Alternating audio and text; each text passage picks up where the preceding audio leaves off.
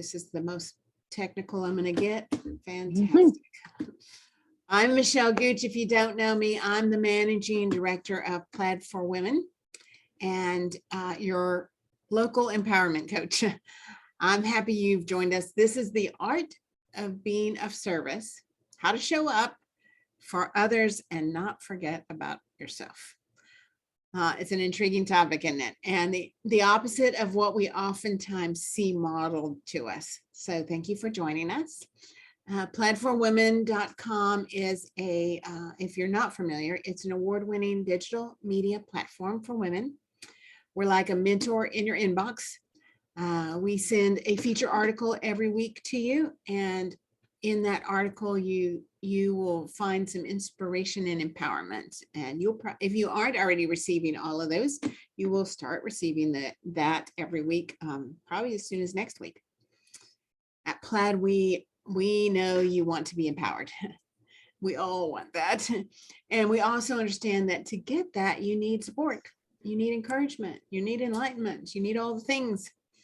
And so much of the time when we get pushed against the wall, when we're trying to make a decision, we're in the middle of some stress, whatever it is, we start to doubt ourselves. Anybody? We start to doubt ourselves. And we just believe you do not need to be alone in that doubt. We believe you deserve mentors. You deserve people who are supporting, encouraging, enlightening you. So our authors, the women that are writing for us, are doing just that. They're pouring out their hearts at plaidforwomen.com to empower you. So if you aren't already reading some of those articles, you are going to want to read them. Rebecca Liston is one of our authors, and you will enjoy. She has a very unique style, and so you will enjoy reading her. And I'm excited to introduce you to her. So first, I am going to put in the chat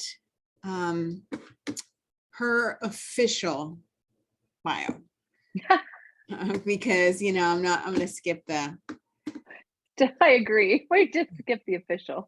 I'm going to skip all of that, but I want you to have it in case you want it, right?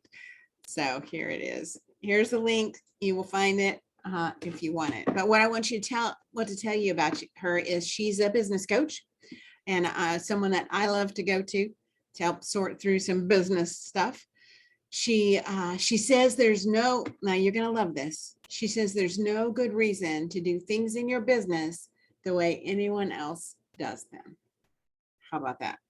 So her goal is to really help each of us see the challenges more clearly and from a grounded place so that we can come up with action steps that are really going to be successful.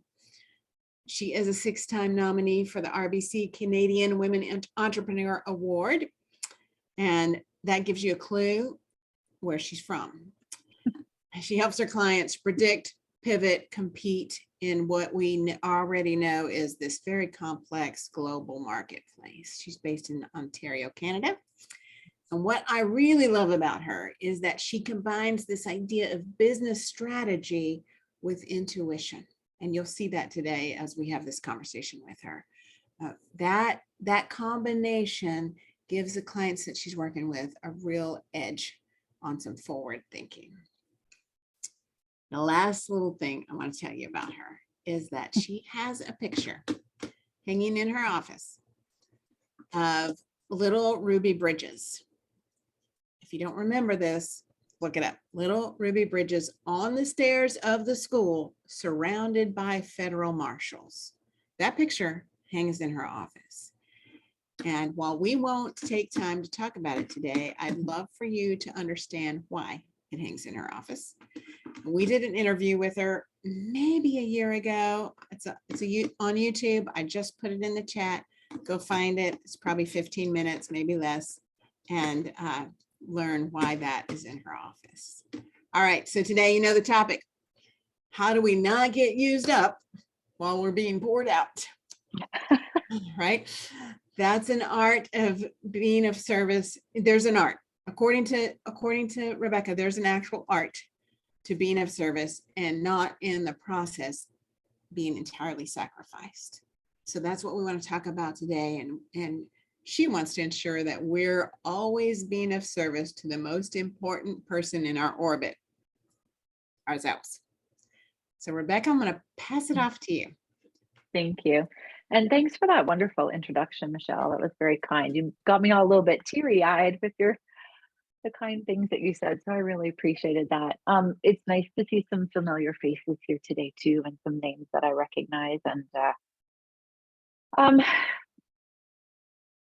I think, Michelle, you opened it really well when some of you popped on just in the last couple of minutes, but when we first joined in together, Michelle was just sort of asking people, like, just off the top of your head, like, where do you find that you're showing up and being of service? And I have to tell you, like, from a personal point of view, I really struggled with the idea of what that meant to be of service. When I first heard that phrase, it was when my first daughter was born and she turned 18. And so that gives you a little bit of a timeline. So I was much younger 18 years ago, right? And, just 30 or so ish, a little older than 30, but not much. But around in my early 30s, and I found that the idea, one of my mentors was talking about how, her goal was to be of service to her community and to show up and be of service to her client base and these sorts of things. And I remember the very first time I heard her talk about that, and I actually had this physical response in my body. And I've written about that actually for my article for Plaid more recently, because I wanted to share the story, because it really sort of strikes me now that talking about this idea of being of service has always been an important conversation, but it seems to me like the concept and the conversation is of a heightened importance in our current world situation. So I recognize that I'm perhaps the sole Canadian among us. And if I'm not, that I apologize, but that's my guess, is that I may be the only Canadian. So I do realize I am seeing some of the world through my lens from where I live. But I work with people around the world, and I'm getting a sense of what's going on kind of everywhere. And I would suggest that there's a lot of change, there's a lot of upset, there's a lot of chaos, there's a lot of confusion, there's a lot of emotion running, and there is an awful, tremendous amount of stress.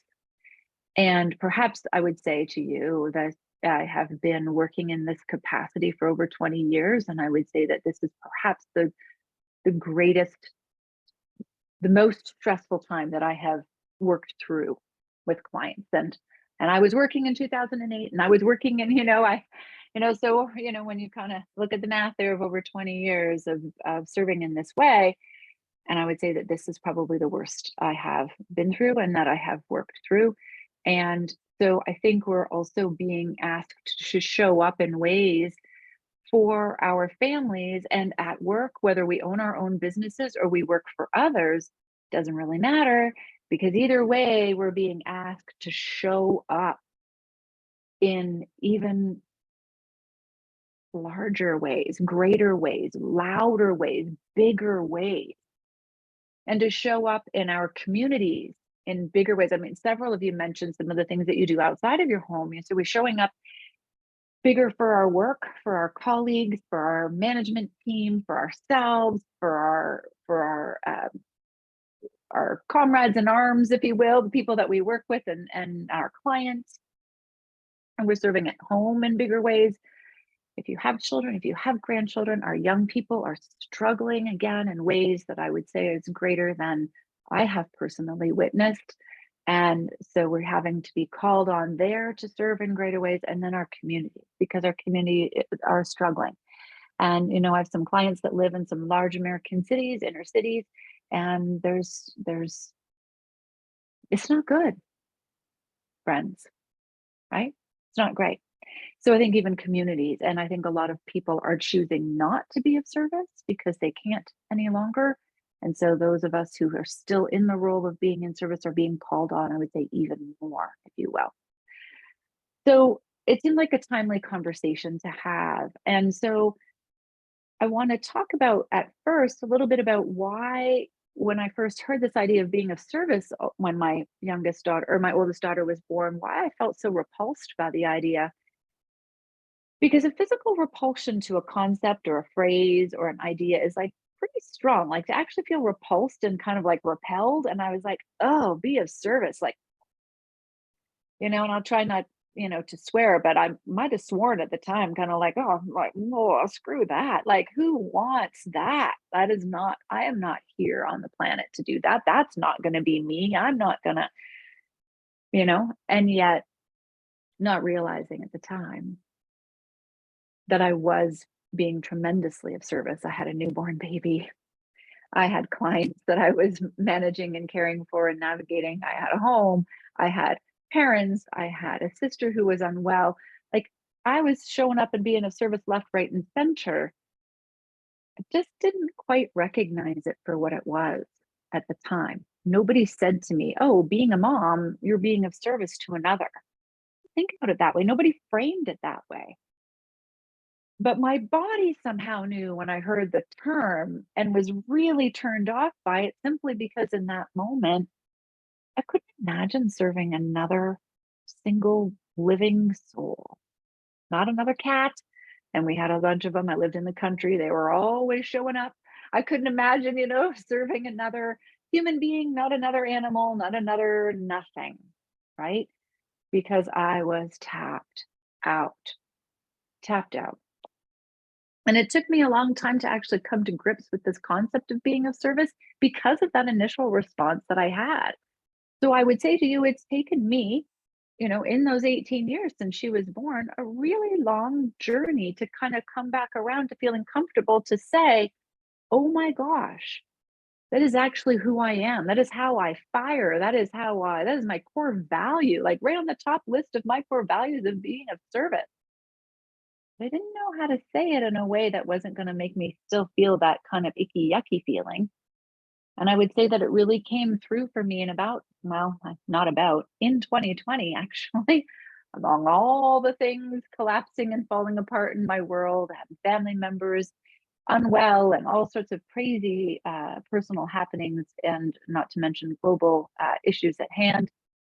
I recognized that the single most important thing to me was being of service, not making money, although who doesn't enjoy making money? It wasn't about, you know, driving a flashy car. It wasn't about anything else. I just simply needed to be of service. So I've had my own relationship with the term, and now I've just really come to embrace it to see because it really is who I am and it is at my core and it is how I show up. But then as I'm reflecting back further on that, I can see all of the times that I couldn't embrace the idea of being of service was really quite typically rooted in the fact that I was, how did you put it, Michelle? I was poured out. I was poured out, right? Like I was just being of service to all and sundry and really not to myself and taking on things. And I think it was you, Lynn, that mentioned that idea of like always, consistently saying yes to things, having sometimes that difficulty in saying no and not really having a role model. I didn't have a role model for how to be of service to myself. And the only thing that I could find at the time when I was kind of digging around on this topic and really trying to dive into it was, things about self-care, which I actually consider to be very different than being of service to self. Self-care to me always conjures up this idea of bubble baths and pedicures and, going to get your hair cut, all wonderful and important things if those are things that you enjoy. But I feel like self-care, as we talk about it in that way, is kind of exists at a level up here, whereas I'm talking about service to self, it's like in here. And I started thinking about, well, what would that mean then to be of service to myself? I thought, well, perhaps the first way to figure that out would be to think about the ways that I'm in service to everyone else. So if you're up for it and if you're game, if you have a keyboard handy or a piece of paper and a pen, or you just want to kind of think about this for a second, When Michelle asked us when we first came together, like, where do you serve or whom do you serve? And we said things like family, friends, community, volunteer organizations, clients, work, mentor, whoever we're serving, our mentees. We talked about the people, but what does that actually look like? When we're in service to our children, for example, what is it we're doing? When we're of service on a volunteer organization or we serve on a board of directors, what is the actual action that we're taking? So I'll give some examples of ways that I feel like I'm in service to my dog. I make sure my dog has really good, healthy food.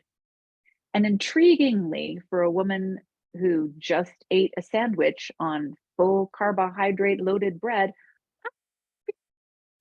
these people, sure she has this wonderful, well-balanced, nutritious meal every, 3 times a day. And I'm mindful of her diet and I make sure she doesn't grab any chocolate cookies and I don't actually feed her grains.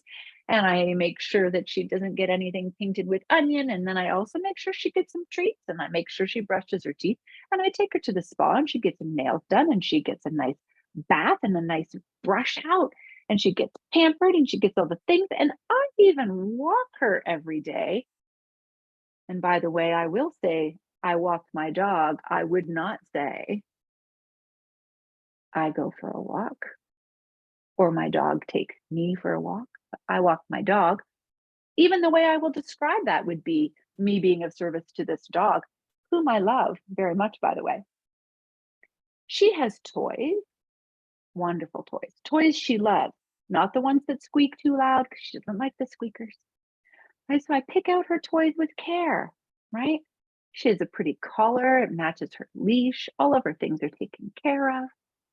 We don't go out so long in the rain. We make sure we shovel the driveway and we don't use salt on the driveway because it gets in her paws and it causes irritation. Do you kind of see where I'm going?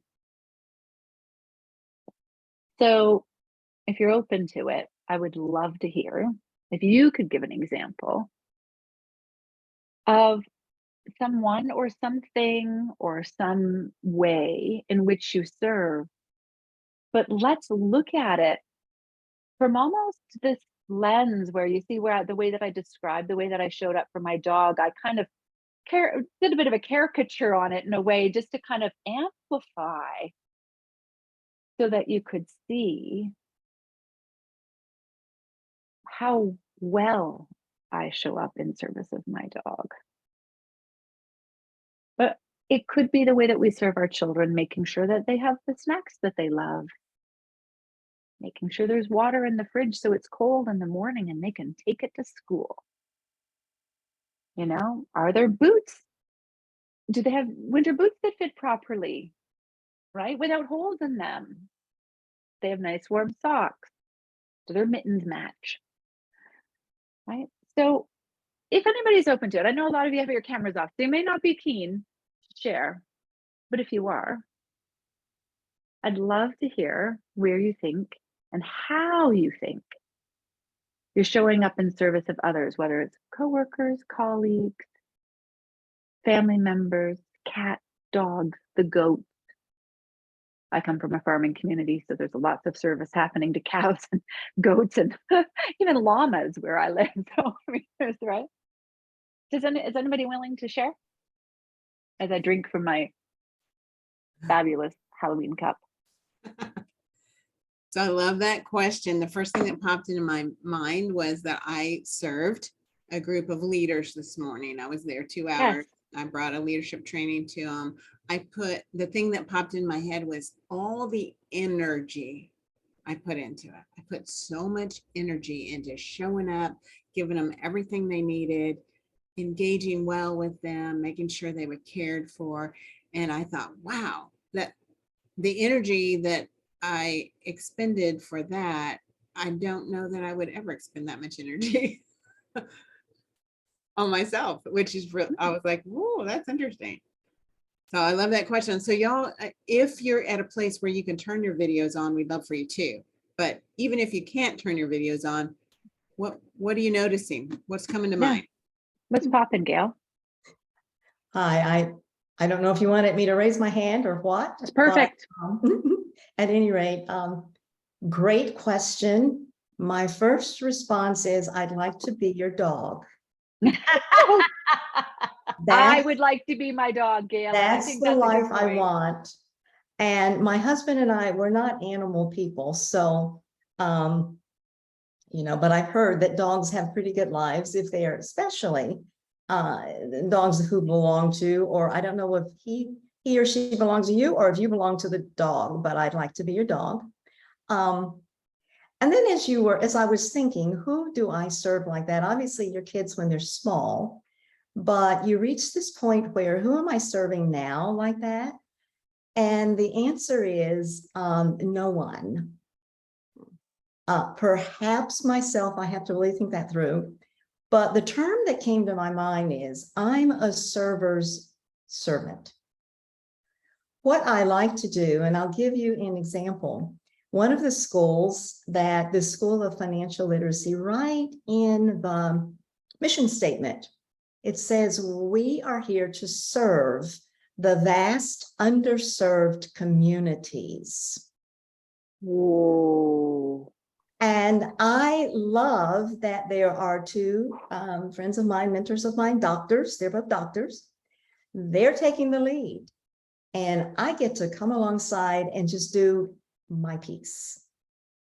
And so To show up in support, like, do you see it that I'm way? Like, a support. yeah. That's what I want to do. And it is so fun because I get to find organizations like this Christian Women's Job Corps, well organized, well managed, well run. They do some things for women that I would never guess, like as they graduate, they get a whole business wardrobe, 10 full outfits, from shoes to jewelry, everything needed to go into the workplace. And all I can do is my mouth dropped open when I first figured that out. Wow. So for me to come alongside and say, let's see, I picked out two things that are real easy for me to do and said, I'll do two things in support of what's already going on. And I think it goes back to years ago, someone asked the question that I thought was the most powerful question in the world. What is the smallest thing you can do to help? The smallest thing you could do to help a venture that you really believe in. And that just resonated with me. I don't want to be in charge. I don't want to be in control. I don't want to run my own anything. I just want to support the people who are so good and so have such a calling to put the whole thing together. So right now, that's me. Love it.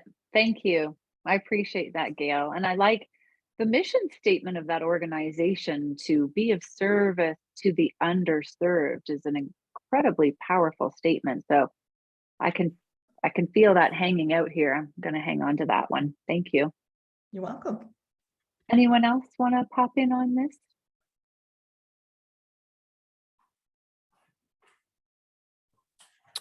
I'll mention something. This is Rachel. Rachel, hi. Hi. So I'm very active in TXCPA, which is our association for CPAs in Texas, both at the state level, but also our local chapter in Fort Worth. And perfect example was yesterday, we had a event and just like timing of it, maybe not as many registrations, but the topic wasn't nearly necessarily something I was interested in, but in leadership for the chapter, like I showed up to be a body, like and network and have a presence. And I really have found connection with this organization. So it's important for me to feel like I'm serving, I'm giving back, not just in leadership, but also with the other leaders. Hey, what do you need from me? What can I do to help? Like, okay, I'll come, even though it'd been like a long few days, and wanting a break, but the responsibility and that sense of duty to like own that position and presence. And I hear too, Rachel, this idea of, even though you weren't really super keen to go when you were already tired, you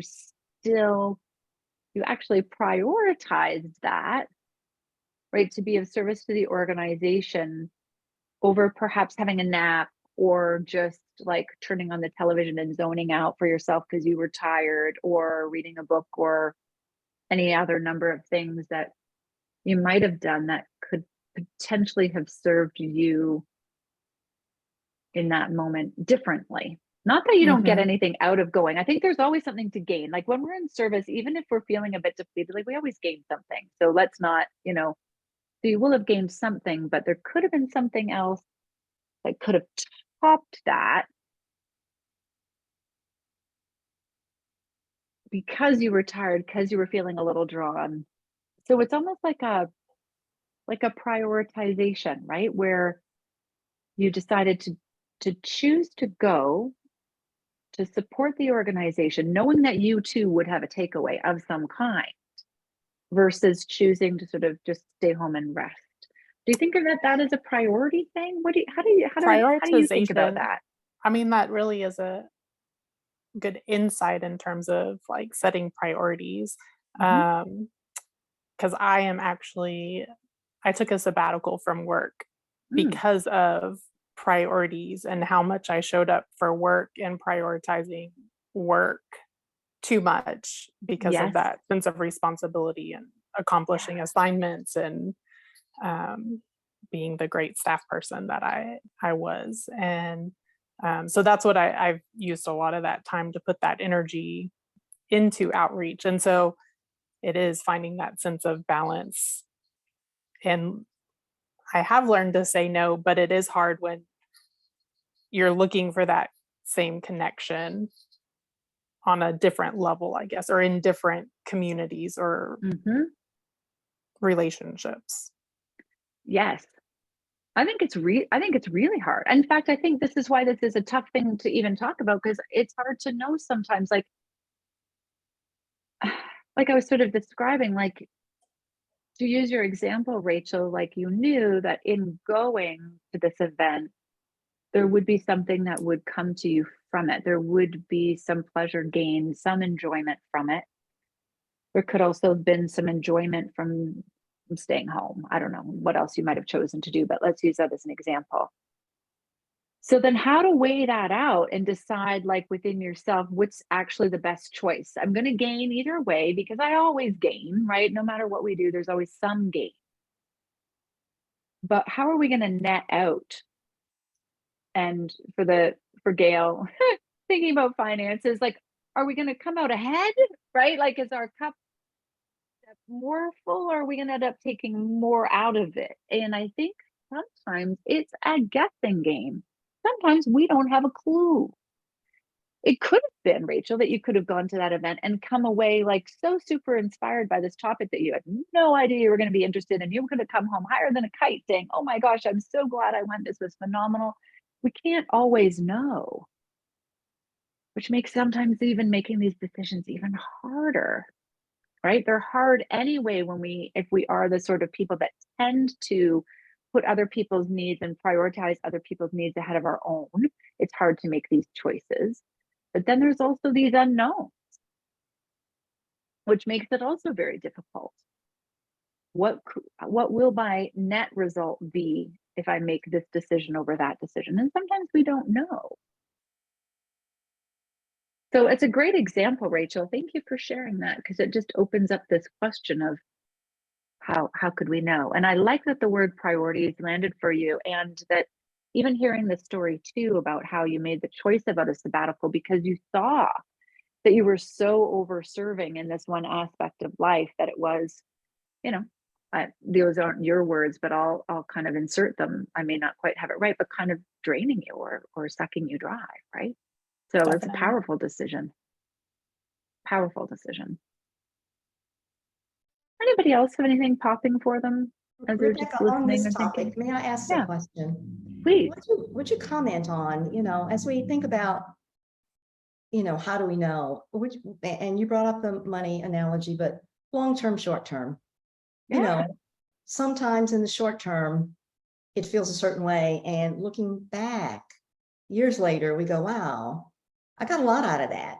And so would you comment on that? Yeah. And actually, Gail, sometimes we might look back and say, wow, I got nothing out of that. Right? It could go either way. It could go either way. So, and thank you for the question, because that's actually where I kind of wanted to turn the conversation, is to that, how do we know? Right? It's, and especially when, as I was saying, especially when it's not necessarily our nature. If we are by nature folks who just do tend to show up and serve, it makes it even more tricky to navigate and answer these questions for ourselves. So how do we do it? And it will be different for each and every one of you. Your way of doing this will be different than mine. And your way of handling it and navigating it and wondering about it and sitting in query around it may also change at different times in your life. Right? Today, I might flip a coin because I'm like, I gotta look for the most efficient way to figure out whether I should go to this event or not, head or tails. Like, it could be that because I just don't have time to think about it or journal around it, or, future, something I call future journaling or future pacing, where you like imagine, what might it be like if I were to make this choice? If I go tonight, what could the outcome be? What do I anticipate may occur? That can help us make decisions. If I didn't go and I stayed home, what do I anticipate the outcome of that could be? That can show us often where our true heart lay, right? What we truly want to do. And even though I sort of flippantly, no pun intended, use the idea of flipping the coin, when you tell yourself if it's heads this and if it's tails that, and you flip it and you say, how about best 2 out of 3? Because you don't really like the answer you got, right? It's another sort of classic way of like tuning in and trusting your sort of own feelings and thoughts around really where the best outcome might be. But when we think about this idea of how we might net out over time, I also think it's important to talk about over time as well. Because I do think that there are periods in time where the demands upon us, and I don't use that word lightly, demands, I mean demands, like some of you, I know, my brother-in-law suffered a stroke this spring. The demands, if you will, on our family unit have been off the charts in the last 6 months, right? Do I think that over the long haul, that may even out over the course, if I was to say, let's look at the entire course of the year, will I have had increased demands for 6 months, but the other 6 months, actually, I just kind of laid around from January through to March. Like, I was feeling pretty good. I had very few super extra demands on my time, and I was really valuing myself in those first few months before his stroke. So maybe I like built up some stock over here, like extra ketchup on the shelf in the pantry, So the fact that I used it all up for 6 months, now how can I buy back? So I do think there's also a timeline sometimes that people like to work in and say, well, how am I netting out over time? This is why for some people, they struggle a little bit with this idea of work-life balance, because as a concept, does it even really exist? Right? If we struggle to maintain a work-life balance in a finite period of time, it's never going to feel balanced.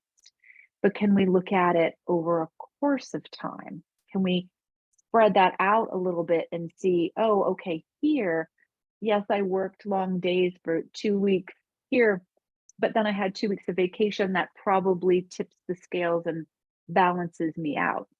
Sometimes we do have to look at it over time, especially in urgent or acute situations.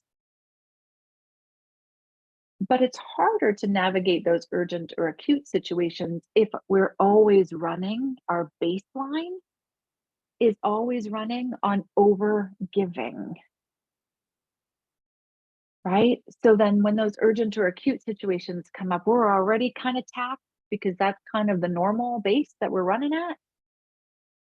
Then you can be certain that you're going to not net out in a positive because you really don't have a lot of reserve built up. So one of my favorite things to do is to think about how can I set myself up on a regular baseline basis to generally put myself closer to the top of my priority list. What would that look like? And this is what I was saying, it would look very different for everybody. As maybe ridiculous as this might sound to some of you, I kind of have my phone with me a lot. So I use reminders on my phone, right? And I almost say this a bit embarrassed, like you'd think maybe there'd be a better way for me to remind myself to prioritize myself, but I literally have a reminder every morning that comes up on my phone and says, what's the one thing? What's the one thing that you'll do to be of service to self today? And I have that set to go off first thing in the morning when I'm going to be waking up. So the time of that changes because I tend to kind of go with the sun pattern. So whatever time that is will depend on whether the sun's up. So it could be, in the summer that comes on my phone at 5:30 in the morning. About now it's about 7 o'clock in the morning. So the idea being that my first thought of the day is not about someone else. God love them all. But what about this kid right here? So that has worked for me. Could work for you, might not, but it's an idea, right? How can you set yourself a reminder? How can you be top priority? I had a client of mine who put, how sometimes on our phones you can have a background picture. Now, this will come of no surprise that my background picture is actually my dog. I did not think about it until this moment, but it's literally my dog. Oh my gosh, I'm so embarrassed. I'm so transparent here. I feel very vulnerable. But I had a client who made her background picture on her phone herself. So then when she picked up her phone, who did she see first and foremost? Herself. Not her dog, not her kiddos, not a picture of a client, right? It was her. That sets our tone first thing in the morning. And I think the idea of choosing one thing is helpful. It's not too much. It doesn't overwhelm. It's how can I be of service to self in one simple way today so that we can build this bank, this reserve, this bottles of ketchup in our pantry version of what it is to be okay in ourselves. And some ways to think about how to be of service to self. One of the most effective ways I have found is to think about the things that we do for others, like we did earlier today, right? Oh, we feed the dog really good food. Oh, the dog doesn't eat any grains. Oh, the dog only gets healthy treats. A snack for the dog is a carrot, not a piece of cake. Take the dog for a walk. The dog gets this, the dog gets that. Those are some thinking of the ways that we show up for other people can often illuminate what we actually wish other people would do for us. And sometimes also we find these hints in our often inner dialogue, but sometimes that dialogue comes out in the mutterings under our breath. Sure wish somebody'd pick up my frickin' laundry. Right? Rum, rum, rum, grumble, grumble, grumble. Right? When was the last time somebody washed the dishes for me? Grumble, grumble, grumble. Like sometimes it actually shows up in those things that we maybe only think to ourselves, or like I said, we just mutter them. When was the last time somebody thought to bring me flowers? As you're bringing flowers for your mother and flowers for your sister, and you sent a card to your aunt and you bought chocolates for your neighbor whose dog died, and you did all these things. When was the last time somebody did that for me? So paying attention to some of those thoughts that kind of surface, but we don't maybe quite give voice to, they'll often give us hints as to what it is we would actually really love for someone to do for us. And then that can be part of your, what's the one thing I can do for me today thing. You could have a client that loved this idea. She put them all, you may have heard me tell this story, Michelle. She put all these ideas in a fish bowl, like, or a bowl, pretty bowl or something on her desk or on her bedside table. Actually, I think it might have been. Reach in, grab one. One day she had said, geez, I wish somebody would buy me flowers, because she's a flower buyer. Some people just love buying flowers for people, never buys them for herself. Pulls that out of the thing. There it was. That was her one thing to do for self. So you could make a list. You could put it on your phone. You could cut it out and stick it in a bowl on the bedside table. You could do something like that to prioritize self and to make sure you're picking yourself. But it is, I would say, again, it can be a daily struggle. It can be a weekly struggle. It can be a monthly struggle. It might be a lifelong struggle. I don't really say, and I don't mean to make it sound as simple as set a reminder on your phone, then you'll take care of you. Because you can just as easily ignore that. Like, what you're trying to do is establish a pattern of awareness. That's it. And if you act on that awareness, then that is bonus points. But establishing the awareness is the key. Because then that voice of your awareness will become louder and louder and louder and louder. And it is that voice of awareness that will allow us to eventually say no to someone, will prompt us to buy those flowers for ourselves, as well as perhaps buying them for our mother and our daughter and our aunt and our uncle and the neighbor and the chimney sweep and the whoever else you buy flowers for. But maybe in that moment you'll say, oh, and also me, right? But we have to build the awareness muscle. So the reminder on the phone, do I act on that every day? No, I do not. Would I love to sit here and tell you that I did? Sure, I would. But in all honesty, I don't. But I'm building that awareness muscle. And to me, that's everything, right?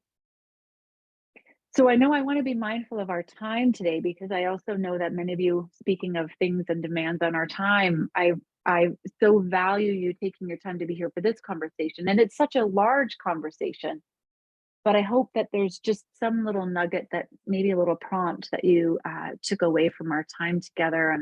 And I do want to be mindful that you may have to have a meeting at the top of the hour or another commitment to get to. So I want to make sure that we create time for you to take care of yourself before heading into that.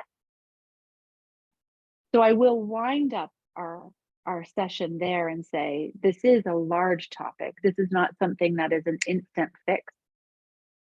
But I'm so glad that you came today and that you engaged with the topic, and hopefully this gave just a little, even if it just gives you a little peering at, how well do I take care of my cat? She's got a pretty darn good life, right? How could that translate to care for myself? Even it's just something as simple as that. I hope that you've taken something away from our time together today, and I appreciate you being here. So Thank you, thanks, Rebecca. Michelle. I love it. I love that question. What's the one thing I'm doing today in service of myself? That's definitely an awareness question. And the things that we said when we talked about what we're doing for other people, we talked about supporting other people and giving lots of energy to other people and showing up for other people. Those are 3 things that we can be doing for ourselves. I love that. So today we want to, Rebecca has offered to give away a 45-minute coaching consulting call. So we're going to draw a name out of the hat. If for some reason you do not want that, you're welcome to send me a private message in the chat and let me know. I won't be offended in any way, shape, or form, but we can work on anything that you might be showing up for you. Yeah, we can take you out of the drawing. So just let me know, but we're going to draw real quick before we get off. And let me just give you a heads up on some next things that are happening at Plaid. tomorrow, if you jump on our Facebook page at noon, right? Is it at noon, Gail? So Gail is going to go live for about 5, 10, 15 minutes and give you some quick tips on mastering money. Here's what she says about money. She says, money is a fantastic servant, but a viciously cruel master. So you might want to jump on then. If you can't jump on right at noon to catch that, you can find it on the Facebook page later in the afternoon. All right, so let me pull a name real quick, and then we'll all get back to life where we are paying attention to ourselves. All right, Rachel. Rachel, are you there? I just pulled your name out. am. Hey, Rachel, you just How won. perfect. I know. How great is that? A 45-minute. Yeah, I have your email address, Rachel, so I will get you introduced to Rebecca via email, and you guys can sort that out. All right, and figure out how that's going to work. Okay, And great. Thank you. we offer these webinars every so often throughout the year, and we'll keep you informed. We look forward to you joining us next time. I also would absolutely love, if you dropped an email or jumped on the Facebook page and said, guess what I did today to serve myself? We love some accountability there. So we look forward to that. Does anybody have a question before we have about 5 minutes? If you want to ask a question of Rebecca before we jump off. Anybody? I don't want to cut you off too soon. All right. Thanks for being here. It's fun to have you in the room, and we'll see you next time. Thanks, everybody. Bye-bye. Good Bye day. now. Thank you, Rebecca. Very nice. Bye, Gail. Good to see you. Good to see you also. Thanks, And thanks, Rebecca. Michelle. Wonderful as usual.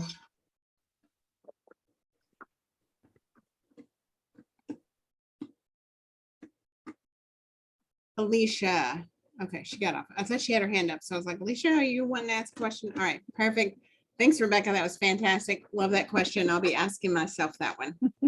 Bye for now. Have a good day. You too.